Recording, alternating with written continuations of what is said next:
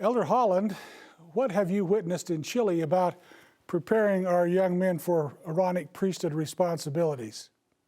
Bishop, what I've learned about the Aaronic priesthood in Chile is exactly what I've known in my heart for years, that the Aaronic priesthood, these young men who are given such remarkable authority at such a tender age, are the key to our future.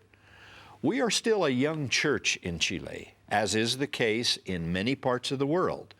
The first missionaries came to Chile less than 50 years ago. So we're still getting a foundation under us, and in the church that foundation must always be a priesthood foundation. Strengthening the priesthood base is what my counselors and I have spent much of our time doing these past many months. But interestingly enough, that is what the Lord is always doing through the Aaronic priesthood. It is for a very good reason that the Scriptures call this the preparatory priesthood, for that is certainly what it is. Someone once said we ought to spend more time thinking about the future because we're all going to spend so much time there.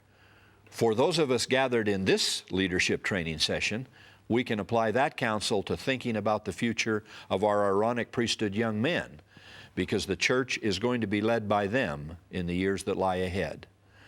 Of course, working with these boys when they are young also helps avoid other challenges later. In a recent training session with the general authorities, President Thomas S. Monson gave the humorous yet sobering example of a primitive intelligence test.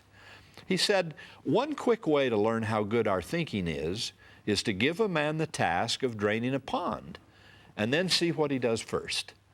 If he starts right in, frantically trying to bail water out of the pond, he's not as wise as the man who first stops the flow of new water coming into the pond. For those of you who are overwhelmed by the size of the task involved in draining a pond, bring it closer to home and consider an overflowing bathtub. As urgent as that water on the floor may be, it is more urgent for you to first turn off the bath faucets before deciding what to do about the water in which you're already standing. Virtually every leader in attendance today knows that the growing pool of prospective elders among the ranks of the adult men of the church, those who are unordained and otherwise less active, is one of the most serious challenges we face.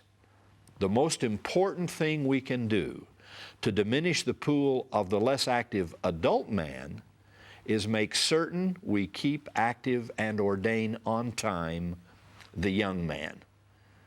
Unfortunately, the large stream of less active or unordained boys rippling out of the Aaronic priesthood is by far the most sizable source of our less active or unordained Melchizedek priesthood candidates.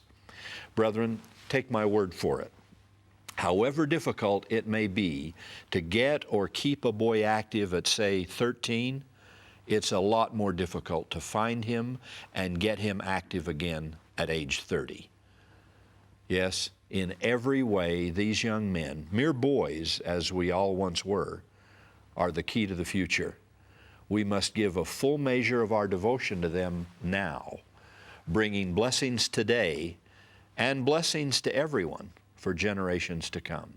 It is in the Aaronic priesthood experience that these young men will first learn what a quorum is and what that unit of brotherhood will mean to them for the rest of their lives. For that reason, we need to grow sufficiently in the developing parts of the church so that there are enough deacons to be with deacons, enough teachers to be with teachers, enough priests to be with priests. Of course, until that time, the Aaronic priesthood often must meet together. But as quickly as possible, we need to establish the proper age groupings for these boys so that a sense of quorum can be established. Bishops, our young men who are called to preside over their quorums need to know what presiding means and what a presidency is. With your counselors, teach the presidencies of the deacons and teachers' quorums how to lead. And with your assistants, you lead by example in the priest's quorum. There's no better way for these boys to learn and apply these principles and skills that they will need for the rest of their lives in church service. Use your own bishopric meeting as a model for teaching Aaronic priesthood quorum presidencies how to conduct themselves and how to discharge the duties of their office. Show them what you do. Teach them to rely on the Lord, to know their responsibilities, and to take counsel from one another. When the presidency is taught, they can team with the bishopric in teaching their respective quorums regarding the sacred responsibilities they all have. Bishop Burton, when I look at these young men, I don't see them as they are. I see them as they and as the church in Chile needs to be 10, 15, 20 years from now. We must invest ourselves in their training and in their spiritual development.